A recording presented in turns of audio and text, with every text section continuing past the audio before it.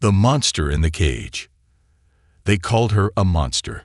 Across the galaxy, her name meant fear, Varka the Destroyer. Entire planets had fallen because of her. Her black armor, glowing red eyes, and deep growl had haunted thousands. People said she didn't feel pain, that she didn't feel anything. But now, she was in a cage. The humans had captured her. She sat alone behind a glowing blue force field, deep inside Station 9, a high-security prison floating near Jupiter. No one went near her cell, except to throw food inside or check the scanners. She didn't speak. She didn't move. She just sat still, like a statue made of steel and hate. That's when Tom arrived. Tom was not a soldier, not a scientist, just a simple janitor. He had brown hair, old shoes, and worked the night shift. No one noticed him. No one cared. He cleaned floors, emptied bins, and mopped up messes. He had never seen a real alien before, until that night.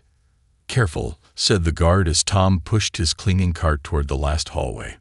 "That thing in there. It's not a pet. It's death in a cage." Tom looked up. "Is it really that dangerous?" The guard laughed. "She destroyed 4 warships with her bare hands. You blink wrong, and you're dead." Tom nodded slowly, but he kept walking. The hallway was cold and quiet. The lights flickered. And then he saw her. She was taller than a human, muscles like armor, eyes glowing red in the dark, chains around her wrists, even though the force field should have been enough. She didn't look at him.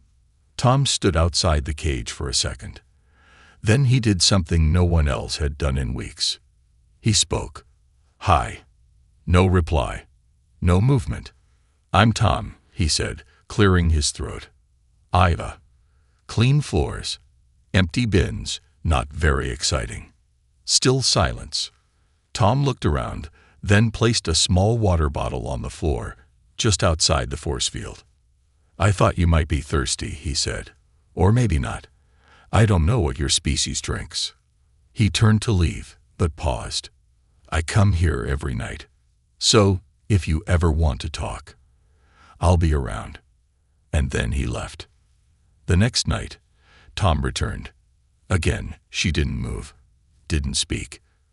But the water bottle was gone. He smiled. For the next few nights, Tom talked while he cleaned. He told stories about Earth, about blue skies and pizza, and his little sister who used to sneak candy into his backpack. He never asked questions. He never mentioned her crimes. He just talked.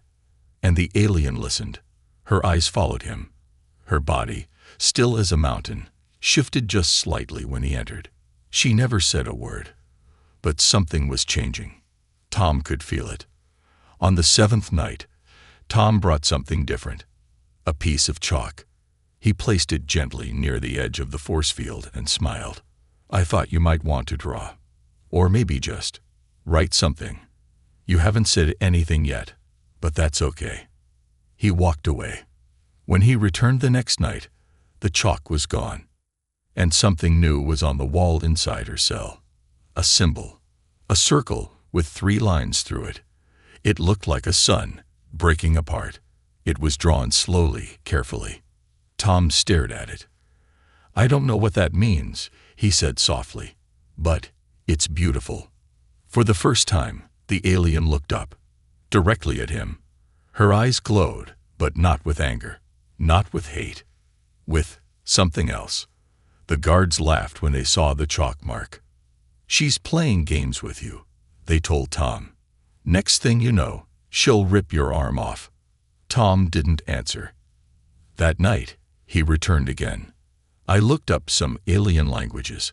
I couldn't find anything like your symbol. Is it your family? Your planet?" Still silence. But this time she blinked. Once. Tom took it as a yes. On the 10th night, Tom brought something new, a small holopad. He showed her a short clip from an old human cartoon. It was silly, a dog chasing its own tail. Falling, rolling, jumping into a bucket of paint. Tom laughed. And for a moment, he thought he heard something. A low, broken sound from inside the cell. He froze. The alien's head was tilted slightly. Her mouth had curved, just a little. Not a growl, not a threat, but something else entirely. Was she laughing? That night, Tom wrote in his journal, "They call her a monster, but monsters don't listen. Monsters don't draw suns on walls. And monsters don't laugh." But Varka did. And something deep inside her, something buried for years, was waking up. Not a monster, not a machine. Varka was not supposed to feel. That's what the human scientists believed. That's what the guards repeated in their reports. Emotionless, cold, built for war. She was a weapon, not a person. A beast designed for destruction. But the truth was stranger, and far more dangerous. Because now, she was feeling something. The cold lights of Station 9 buzzed above her cell. Days passed without sun or sky, only steel and shadows. But one thing remained constant, the human boy with the mop. Tom. Every night, he returned. No guns, no fear, just stories. And questions. He never treated her like a monster. He treated her like she mattered. And Varka, who had burned cities with her hands, listened. She didn't understand everything he said. His words were soft, quick, filled with strange human things like music, movies, and potato chips. But she listened anyway, because no one had spoken to her like that since the war. Since before she became Varka the Destroyer. Tom didn't know much about alien warlords or intergalactic politics. He had never even flown a real ship. But he had something else, kindness. And that Varka had never known. One night, Tom brought something different again. A small hologram projector. He placed it on the ground outside the force field and smiled. "This," he said, "is Earth, my home." He pressed a button. A glowing blue image filled the hallway. A spinning planet, green and blue, wrapped in clouds. Varka leaned forward, her eyes reflecting the light. "This is where I grew up," Tom said. "Right here." He pointed to a tiny dot on the map. A little town. Nothing special. But it's where my sister used to chase fireflies. Varka blinked slowly. Fireflies. Another word she didn't know. But somehow it felt warm. Tom kept talking. He showed her videos of animals. Lions, whales, birds that danced in the snow. He even brought pictures of food. Pizza, noodles, ice cream. Varka stared. So much color, so much life. In her world, colors meant danger. Red for attack, black for death. She had never seen things that existed just to bring joy. Until now. That night, Varka did something no one expected. She spoke. Her voice was low, deep, filled with gravel, like a mountain trying to talk. "Why?" she asked. Tom froze. He hadn't heard her speak before. He turned slowly. "Why? What?" Her eyes narrowed. "Why do you come?" Tom swallowed, then smiled gently. "Because I think you're not just what they say you are." She tilted her head. "Everyone says you're dangerous. But I don't think you're just that. I think there's more to you."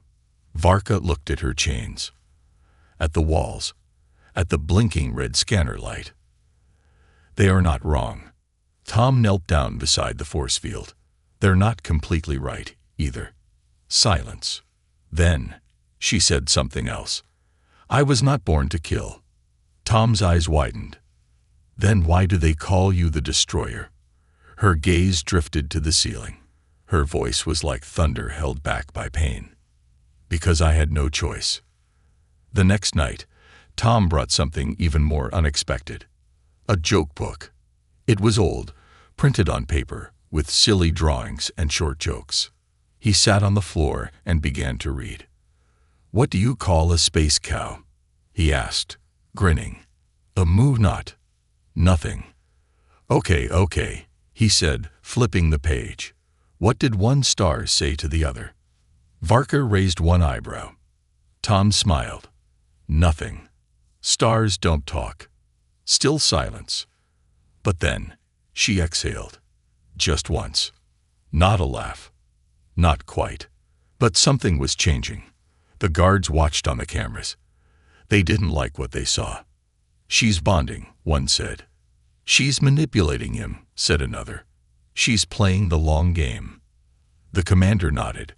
We'll separate them soon. But Tom didn't know that yet. All he knew was that something was growing between them, a quiet thread of trust. Each night, Varka revealed more. Not in full stories, but in fragments. Her planet had been green once. Her people were proud warriors, honorable. They fought only when they had to. But when the Terran Empire came, they were pushed, cornered, enslaved. Her name wasn't even Varka. That was a name the humans had given her. Her real name was too sacred to speak in chains. One night, as Tom cleaned the hallway, Varka asked, "Do you believe monsters are born or made?" Tom paused. He thought for a long time. "I think monsters are made when no one shows them love." Varka looked down. "Then I was made 1,000 times." Tom felt a chill. He wanted to say something. Anything. But the silence between them was deeper than words. Later that night, Varka drew another symbol on her cell wall. It was different this time. 2 circles, touching. One large, one small. Tom stared at it, then at her. "What does that mean?" he asked softly. She didn't answer with words. Instead, she looked at him, and for the first time, gave him a name. Sharkin. He blinked. "What does that mean?" She hesitated, then spoke. "One who sees the soul." Tom smiled. Not a joke this time, not a cartoon. Just the quiet joy of knowing he had reached her. Varka, the destroyer, was becoming something else. Not a machine, not a monster, but someone with a heart that had been buried under war, chains, and pain. And now, that heart was beating again. First words, first truths. Varka had spent years in silence. In battle, she used roars and screams, not words. Her fists spoke louder than any voice. But now, behind the blue glow of her force field, she was learning to speak again, not with anger, but with memory. And it was Tom who made that possible. Tom returned every night. He didn't have much, just his cleaning supplies, a few stories, and a warm heart that refused to fear the so-called galaxy's most dangerous alien. He still brought her things. Puzzle cubes, tiny music players, silly toys from Earth. Most people would laugh at how foolish it looked, a janitor trying to befriend a killer. But they didn't see what he saw. They didn't see her eyes following every movement. They didn't see the marks on her cell wall growing each day. Symbols, words, fragments of who she really was. They didn't hear the quiet voice she used when no one else was listening. That voice was beginning to grow stronger. "I remember fire," she told him one night. "And rain." Tom blinked. "You had rain on your world." Varka nodded slowly. "We sang to it, before the war." Tom leaned closer, sitting on the ground outside her cell. "What kind of songs?" She shook her head. "They're gone now, burned with my people." Her voice broke slightly, not from weakness, but from memory. Real, raw memory. Tom didn't push, he just listened. And slowly, Varka continued. She told him about her childhood. Before the armor, before the chains, before she became a name that made whole starships retreat. Her planet was once filled with trees made of silver leaves. Birds sang in colors. And the stars, she remembered lying under them with her brother, making shapes out of the constellations. Her tribe was proud, peaceful, until outsiders arrived. They came in the name of order, the Terran expansion fleet, the humans. They came with bright smiles and bombs. They promised safety, then they built walls, then prisons, then factories. Her people fought back and were called rebels. Varka's brother was one of the first to fall. Her father, too. Her mother disappeared during a raid. Varka was taken, trained, enhanced, transformed. She looked up at Tom, her red eyes softer now. "They took my name," she whispered. "They gave me theirs. They called me Varka. It means beast in your tongue." Tom swallowed. "What was your real name?" She didn't answer. "Instead," she said, "I'll tell you, if you survive what's coming." Tom blinked. "What do you mean?" But she didn't explain, only stared at the ceiling again. That same night, a new order was given from above. "Transfer Varka. Immediately." The commander of Station 9 had grown nervous. Varka's behavior was changing. Her eyes no longer looked dead.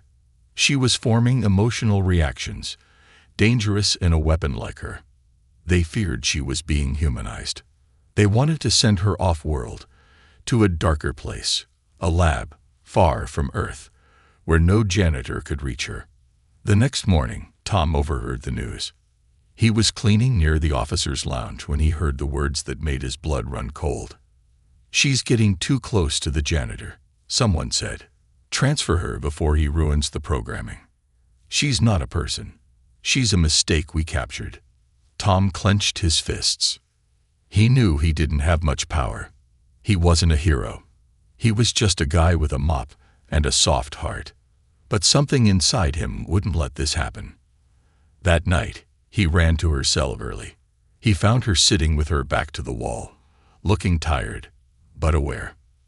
"They're moving you," Tom said breathlessly, "to a lab off-world." Varka didn't flinch. She had expected it. "I've been moved before," she said. "Chains are the same, no matter the place." Tom shook his head. "No, this isn't like before. They want to wipe your mind. Start over. Turn you back into a weapon." She looked at him for a long time. And then she stood. It was the first time she had stood in front of him without chains holding her arms down. The force field still glowed between them, but her presence felt massive, powerful, ancient, and yet she wasn't angry. She was calm. "You care," she said. Tom nodded. "You're not what they say you are." A pause. Then she said it again, softer. "You care." She moved closer to the wall, raised one hand, and placed it gently against the blue light. Tom did the same from the outside. Their palms met, divided by force, but united by choice. "Tom," she whispered, "I will not forget your name, even if they wipe mine." Something electric moved through that moment. Unseen, unheard, but felt. Suddenly, alarms blared. Red lights, sirens, shouting. Tom jumped back. The transfer had begun. Guards marched down the hall with weapons drawn. Scientists followed with data pads and cold eyes. The lead officer shouted, "Stand aside, janitor." Tom didn't move. "She hasn't done anything wrong," he yelled. "She doesn't need to," the officer replied. "She's a bomb waiting to explode." They pushed him aside. Several guards entered the override codes. The force field flickered. Inside, Varka remained still. Her red eyes glowed brighter than ever, but not with rage, with resolve. As the field dropped, a guard moved toward her with cuffs. That's when she spoke again. Not with hate, not with fury, with purpose. "Sharkin," she said, looking at Tom. And then, without warning, she turned on the guards, but not to kill. She didn't punch. She didn't blast. She simply stepped forward, grabbed the stun weapon, and crushed it in her hand like paper. The other guards froze. "I will go," she said, "but not in chains." And then she knelt, her hands open, peaceful, her body language calm. "I am not what you made me," she said aloud, loud enough for the cameras to hear. "I am not a machine. I am not your monster. I am alive." Tom stared at her, heart pounding. The truth was out. The galaxy's most dangerous alien had just done the unthinkable. She had chosen mercy. She had chosen truth. And with it, the war for her soul had officially begun. Laughter is rebellion. It started with a joke. A small one. Nothing special. Just a silly sentence from a human joke book. But in that cold steel hallway, surrounded by guards, machines, and fear, it was the first laugh Station 9 had ever heard. And it came from the galaxy's most feared alien. From Varka. After the failed transfer attempt, Varka was placed under tighter watch. The officers didn't like that she had spoken, or that she had refused to harm the guards, or that she had shown emotion. Emotion, to them, was dangerous. They saw feelings as cracks in a weapon, and Varka had cracked wide open, especially when she looked at Tom. Tom was placed under investigation. He was told to stay away from her cell. His mop was taken, his job suspended. "You've formed an unhealthy attachment," said Commander Dresk. Tom stood in front of her desk, fists clenched. "She's not a monster," he said. "She has a name, a past. She saved your men." Commander Dresk didn't blink. "She didn't kill them this time. That's not the same as being safe. She could have escaped. But she didn't." Dresk narrowed her eyes. "And that's exactly what makes her more dangerous." Tom was ordered to leave the detention wing. But he didn't. He waited until midnight, slipped past the maintenance corridor, and found his way back to the lower level. The hallway to Varka's cell was dark now. Cameras covered in plastic sheets, the force field brighter than ever. But Varka was still there. Sitting, silent, watching. Tom stepped into view. He raised a hand. She didn't move. He sat down on the ground, right where he always did. "I brought another one," he whispered, pulling a small object from his jacket. It was a tiny projector cube. He pressed a button, and a hologram flickered to life. A cartoon clown slipped on a banana peel and fell into a cake. Tom grinned, but Varka didn't move. Not at first. Then, slowly, almost reluctantly, her lips curved upward. And she laughed. A single, broken laugh. But it echoed through the hallway like thunder. The next morning, alarms went off. Not because Varka escaped. Not because she attacked. But because someone leaked the footage. Security cameras had caught the moment. Her laugh. Tom's presence. Her peaceful kneeling during the transfer. Someone released it to the wider network. And soon, the galaxy saw something impossible. The destroyer of worlds smiling, laughing, choosing peace. The reactions came fast. Some called it manipulation. "She's pretending," said politicians. "A killer using charm to trick us." Others believed it was real. A few brave voices whispered, "Maybe she was never the monster. Maybe we were." Inside Station 9, pressure built. The higher-ups wanted her removed. Now, Commander Dresk was furious. Tom was interrogated. But they couldn't erase the image. The alien weapon laughing at a joke. To some, it was terrifying. To others, hope. That night, Dresk visited Varka's cell herself. She walked in with a team of armed guards. "I want the truth," she said coldly. Varka stood slowly, not in aggression, just calm strength. "You want truth?" she asked. "Then let me speak it." Dresk raised an eyebrow. "Speak." Varka took a breath. And then, she told her story. Not in fragments, not in riddles. All of it. She told them about the betrayal, about the Terran fleet, about her people's fall, about the experiments done on her, the enhancement surgeries, the memories erased. She told them about the first time she killed, not as a warrior, but as a puppet. She told them about the chains in her mind. And she told them what broke those chains. "A janitor," she said, looking at Tom, who stood behind the guards, bruised and tired. "A human with no power, no guns, just kindness, and a joke." Dresk remained silent. Varka took a step forward. "I laughed," she said. "And when I laughed, I became free." Dresk turned away. Emotion doesn't make you free. It makes you weak. Varka's voice dropped low. Then I am glad to be weak. Later that night, Tom was thrown into a small holding cell. No charges. No trial. Consider it protective custody, the guard said. But Tom wasn't afraid. Because something had changed. The galaxy had seen the truth, and outside Station 9, in the dark corners of space, ships were stirring. Pirate crews, rebel networks, even old warriors from forgotten wars. They all watched the footage. And one thing spread like fire through the stars. The destroyer laughed.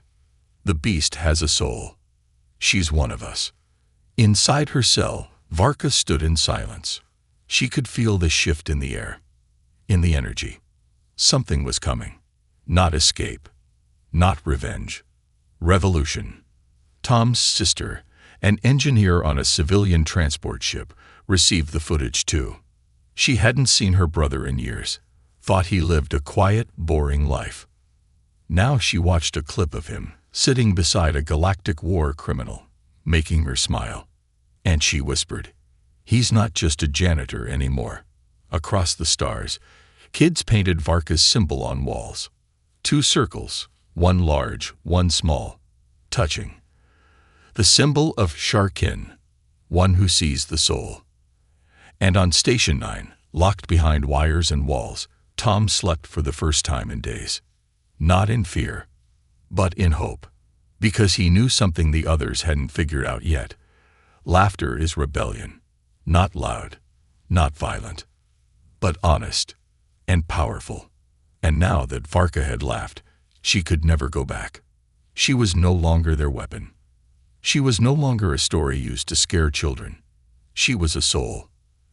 And the galaxy was listening. Betrayal at midnight. There was a storm coming. Not the kind made of wind and lightning, but the kind made of orders whispered in shadows and decisions made behind closed doors. Inside Station 9, things had changed. Too much. Too fast. And now, someone wanted it all erased. Commander Dresk stood in the dim light of her private quarters. The glowing screen in front of her showed a message with one line. Authorization granted. Terminate Asset V01. Clean break. No trace. Her fingers trembled slightly as she typed the response. Understood. Midnight execution. Quiet. She didn't feel relief. Only cold. Varka, meanwhile, stood inside her glowing cage. But she wasn't the same anymore. She was taller somehow. Not in body, but in presence. She wasn't slouched or silent. She stood like a warrior again. But now, with a heart that beat, a soul that remembered. And somewhere, deep in the cell block, Tom watched her on a cracked monitor. He had managed to reroute the station's internal feeds using nothing but an old tablet and a stolen access code. He knew something was wrong. The guards were too quiet. The shift schedule had changed. There were whispers. He had seen an unknown ship docked without clearance, and he had heard a single word over the guards' private comms. Purge. That night, Tom snuck out of his cell. He knew every hallway, every shortcut, every loose panel and vent shaft in the station. It wasn't the first time he'd broken the rules, but it was the first time he feared someone else might die for it. He reached the detention wing just past 23 o'clock hours.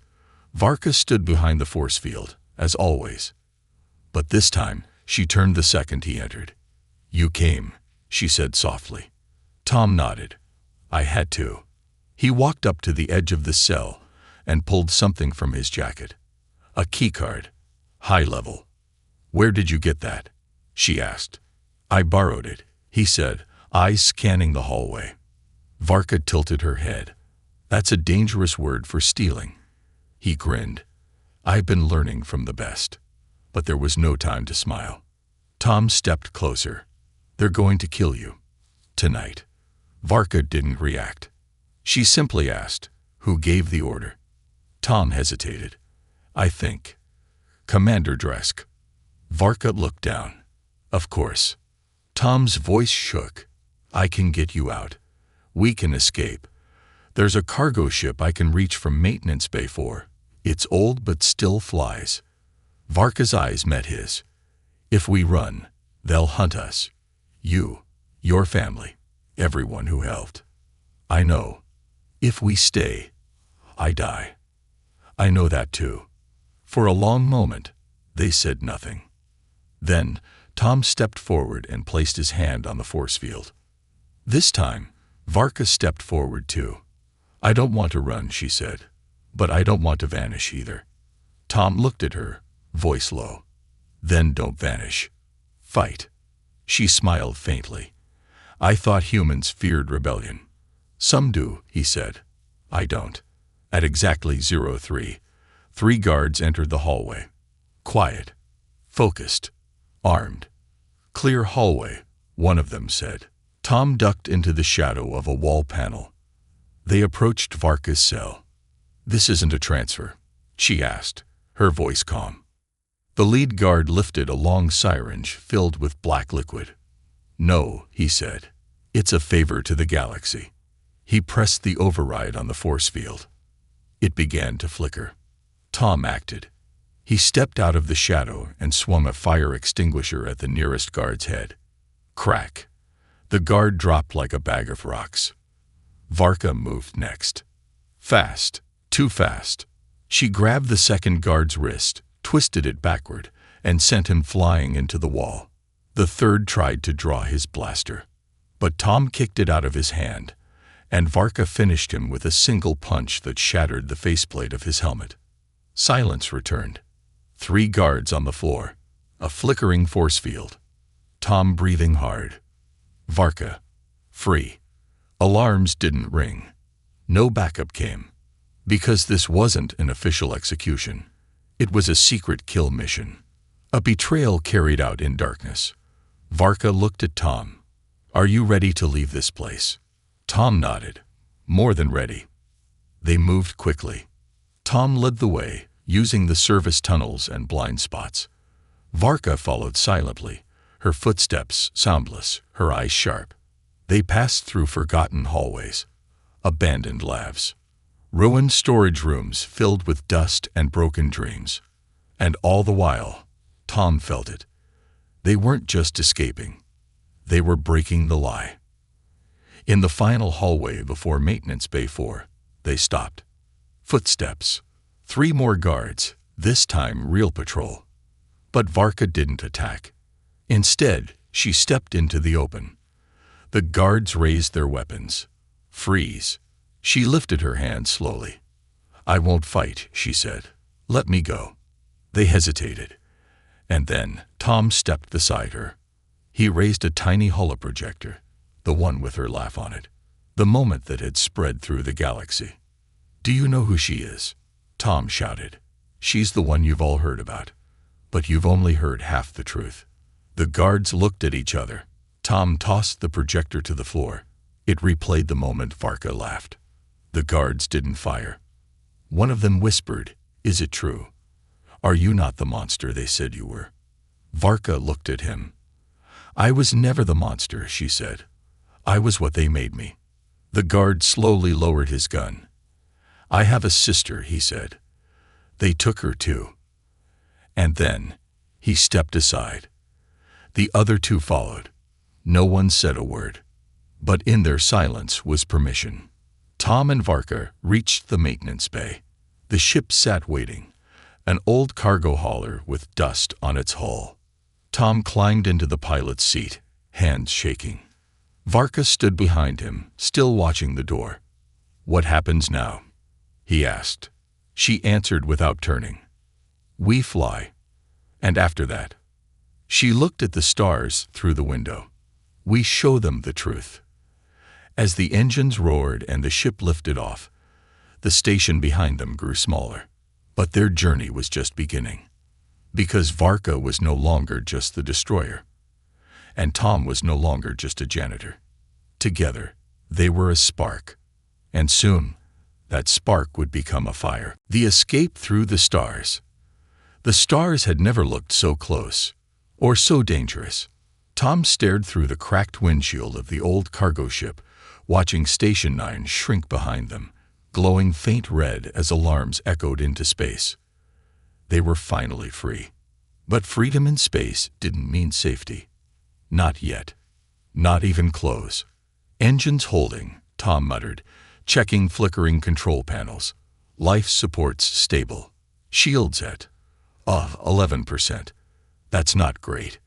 Varka stood behind him, silent, watching the screen. They'll come, she said. I know, Tom replied, but I was hoping maybe they'd take a nap first. Her red eyes narrowed. They don't sleep. Not for this. Tom nodded grimly.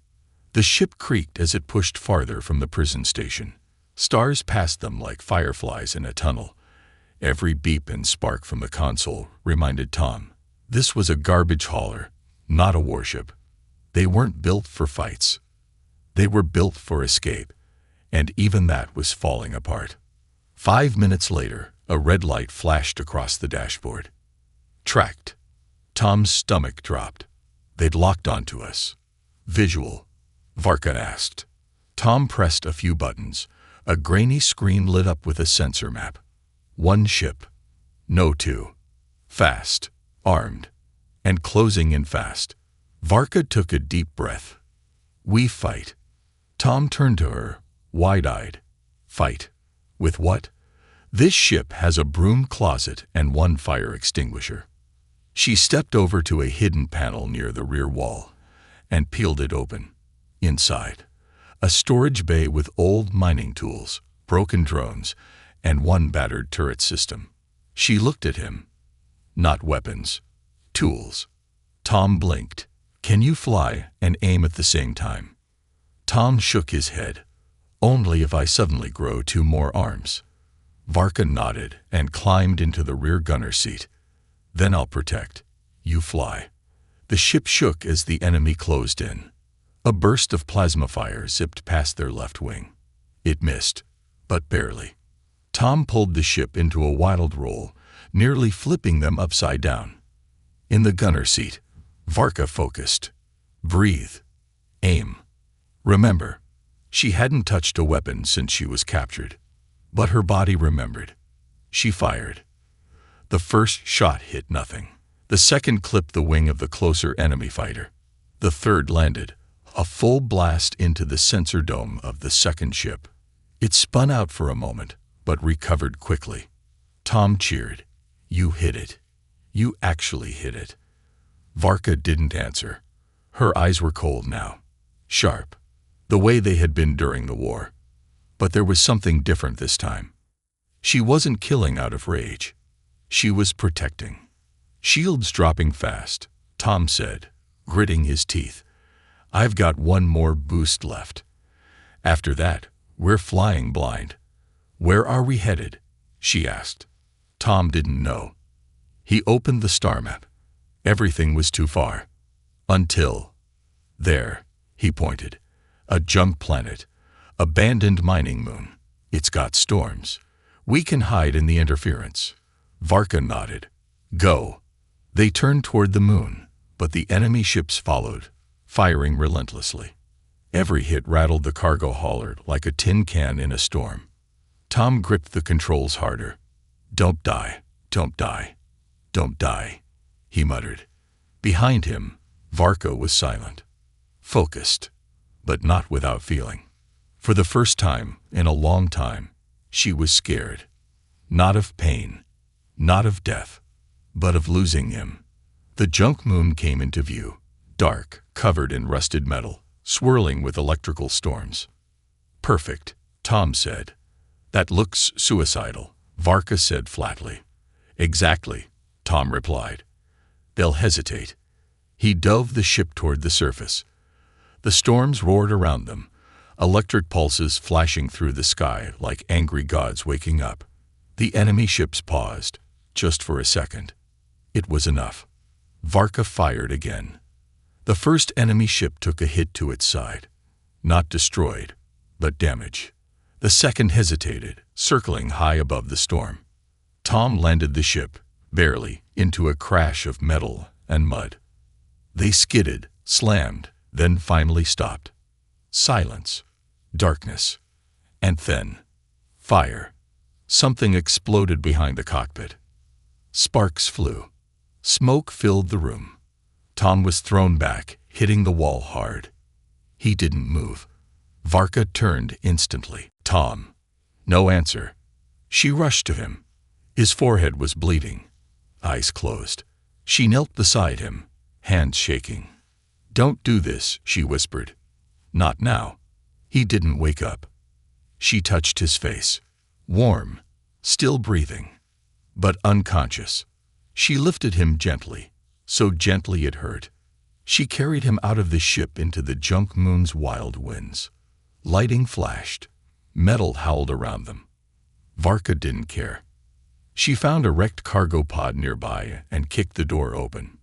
Inside, it was dry and dark. She laid him down. And then, she sat beside him.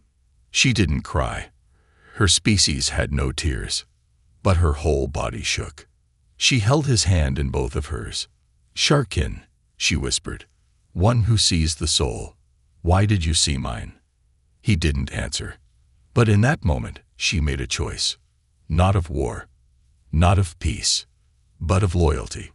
She returned to the ship. She fixed the comm unit. She tapped into a hidden frequency. And she sent one message. "This is Varka. To any rebel or exile who still believes the soul matters, I am no longer your weapon. I am no longer their prisoner. But the human who showed me kindness is dying. And if any of you remember who I was before they changed me, then hear this. I need your help." She didn't wait for a reply. She sat beside Tom again and waited. For morning. For fate. For whatever would come next. Because she had made her choice. To protect him. At all costs. And far above, in the shadows of space, someone heard her call. Ships began to move. Quietly. Fiercely. The rebellion had been waiting for a sign.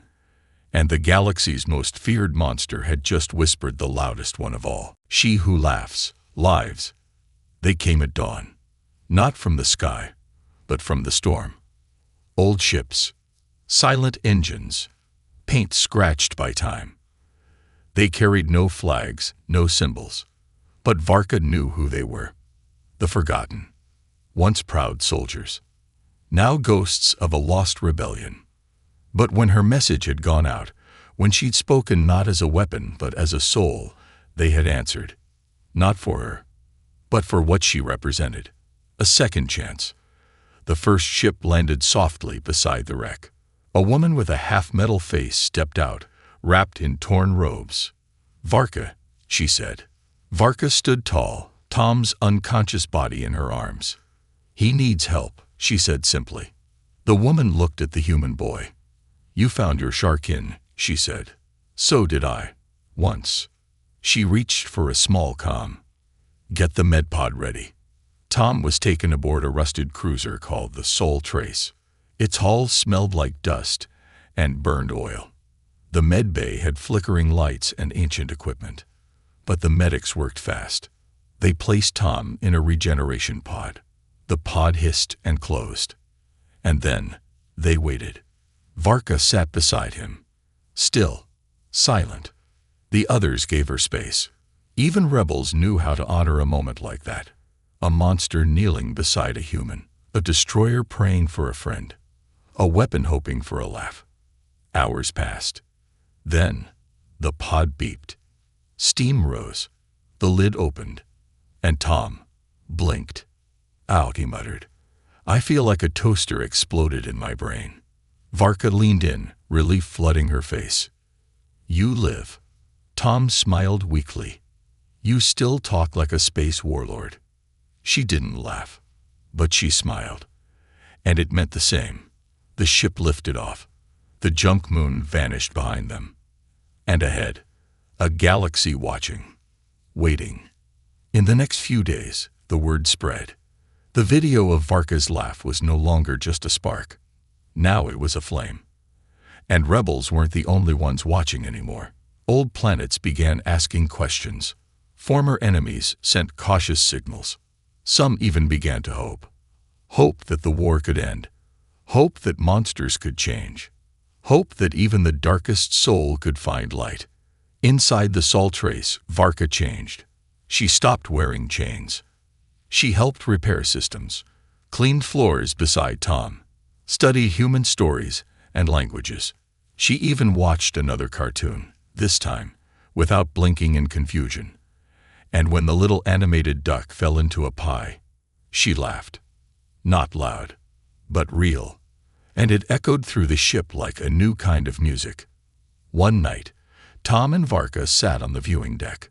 The stars stretched out like silver threads. "Why did you save me?" he asked.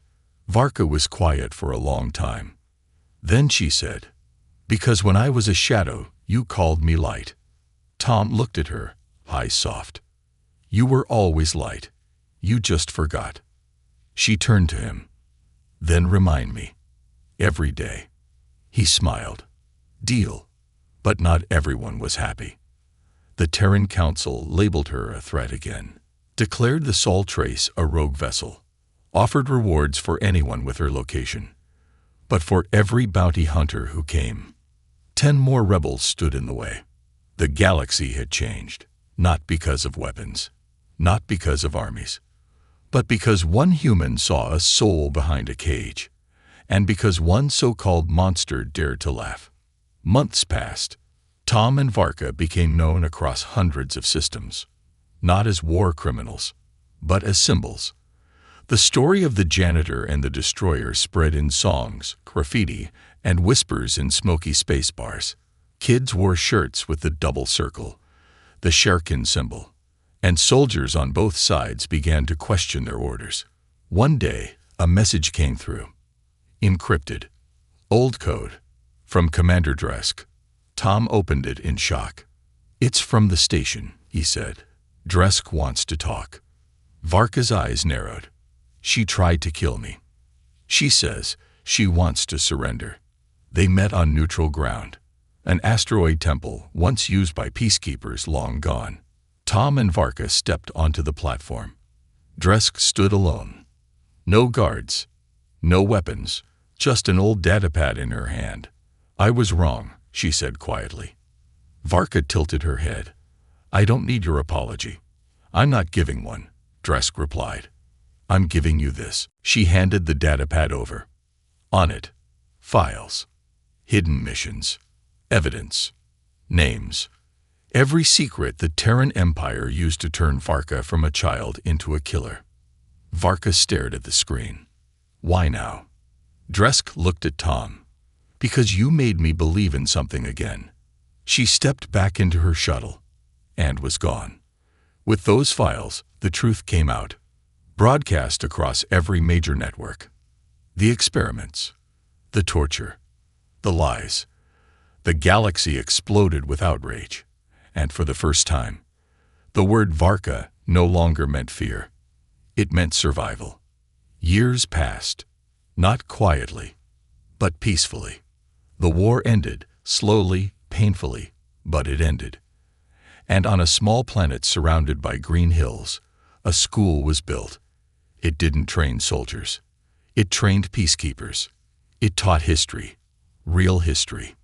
And in its center stood a statue, a tall alien warrior, standing beside a human, both smiling. Below it, asterisk asterisk, Shehu laughs, lives, dedicated to the one who saw her soul, and to the one who helped her remember it. Asterisk asterisk, Tom became an ambassador. Varka became a teacher. Together, they traveled from world to world, sharing their story, teaching others how to listen, how to forgive, how to laugh again. And late at night, when the stars were out and the world was quiet, Tom would sometimes whisper, "Monsters don't laugh." And Varka would smile. "Then I never was one."